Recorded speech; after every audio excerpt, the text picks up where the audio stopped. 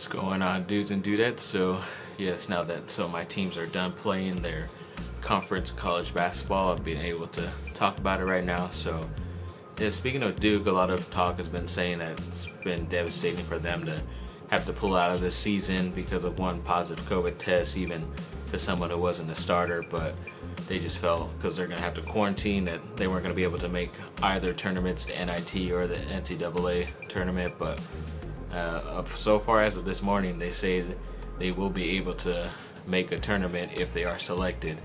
I think if they would have played and either lost a close game or beat Florida State that they were scheduled to play that day they stopped their season, I think they would be in a lot easier. Right now it might be they just put them in because they feel bad for them, but other than that, I just really don't see them making it. USC basketball is definitely going to make it, but I'll get to them a little bit later. But yeah, it's pretty crazy how there's some minor hope for Duke basketball right now. Then Juju Smith-Schuster, the ex-great USC wide receiver, pretty much put it out there that he won't be back in Pittsburgh playing for them next season.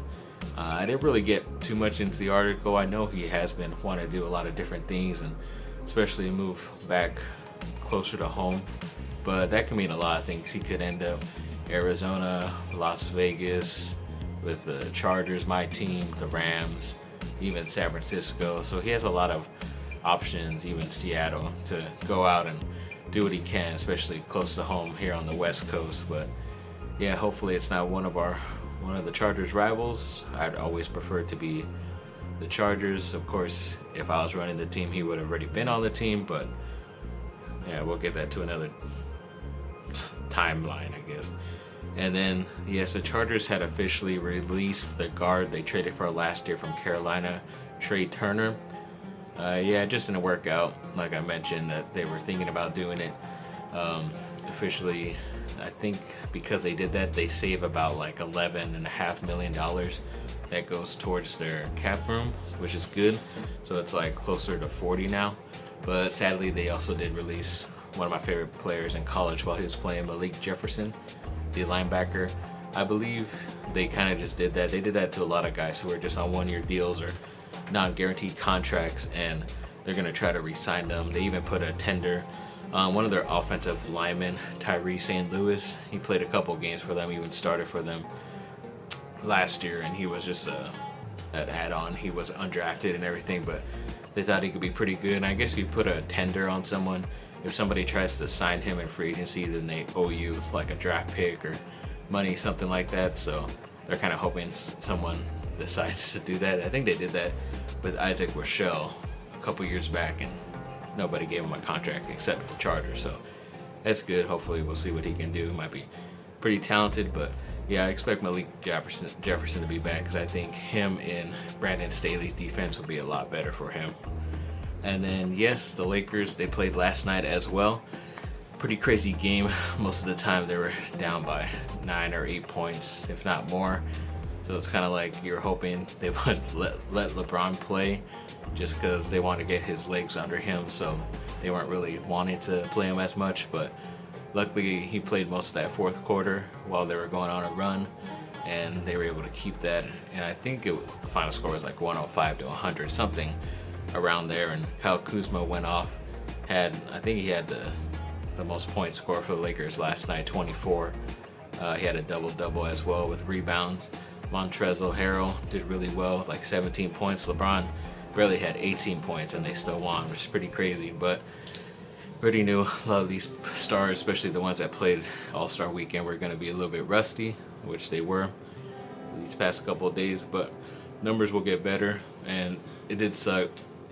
I didn't see it on Bleacher Report to be able to save the picture, but I do remember them saying during the telecast that they did reevaluate Anthony Davis's leg, and apparently they decided that everything's looking good, but they're going to reevaluate in another 2 weeks, which I think sucks, because if they're reevaluating then, he's most likely going to be okay, but to be cleared to play, it could be like another week or two, which is going to suck because a lot of games missed. And I mean, we hope that the Lakers try to make a trade or something like that, but we did find out that they weren't going to make a move, according to some reports, before the trade deadline. They're kind of hoping that a lot of these guys get bought out and they're able to just sign them to a minimum deal or some type of cheap deal. But I don't know, it could be wishful thinking. Other teams could come in and swoop in, but yeah, I don't know. It's gonna suck if they can't get some of these guys they're trying to target. But yeah, overall, good victory for them. And then, yes, USC basketball has been on a little bit of a whirlwind. Two nights ago, they were playing in Vegas against Utah. It's been a pretty scrappy team against USC, and ended up going down to the wire multiple times and going into double overtime. Pretty crazy, but yes, USC did get that victory, which is nice. They're able to get, I think it was like 91 to 85. Sorry, looking at the stats. And yeah, Mobley did very well. I think he had 20 plus points in that game. Did very well rebounding and getting a lot of block shots. So his numbers are looking good, but the more and more I see him, I just don't believe he's gonna transition as quickly to the NBA as a lot of people think.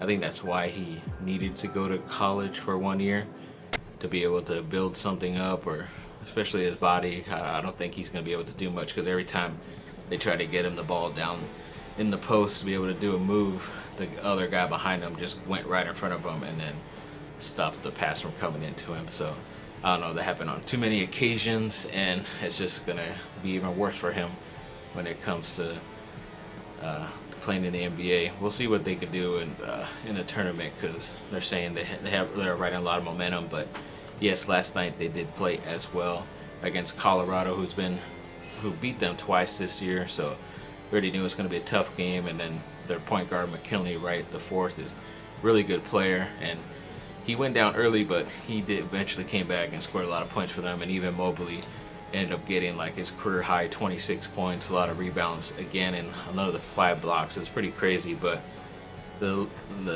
Trojans did end up losing 72-70. I kind of stopped watching like with around 3 minutes left. It's like a 9-point game.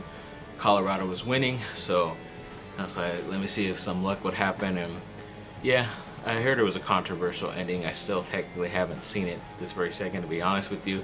I will get the highlights after this, but depends how much more upset I'll be once I see what happened towards the end, because I think there could have been a foul call and all this other stuff, and maybe tied it up going to another overtime. But it's better that they rest up. And like I always thought, whether it's Cade Cunningham, who's projected to be #1 from Oklahoma State, or even Evan Mobley out of USC, it's like these guys are projected high, but they still want to play for their schools and not get off the team like how the Duke player Jalen Johnson did. He already opted out months ago. So I mean, they definitely have some spirit, which is cool, especially for their school, which is what I really like.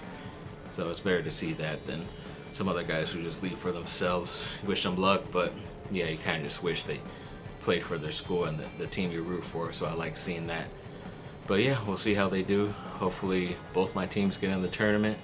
We'll see what happens with Duke especially. But yeah, and hopefully I have some news about Lakers trade, or who they end up signing after the buyout market. And then also NFL free agency starts either tomorrow, Sunday, or Monday, sometime around there. So a lot of guys will be switching teams and signing players. A lot of good available players out there, as I mentioned in the last video. So yeah, I'm looking forward to that. Thanks for watching, people. Like and subscribe, comment down below, let me know what y'all think. Have a great rest of your day. And yes, I did add some more stuff up and around here. Yeah, putting it together to make it a little bit more sports themed, have a little bit more of a different background. Hopefully I get some more stuff up, and yeah, we'll see you in the next video. See ya.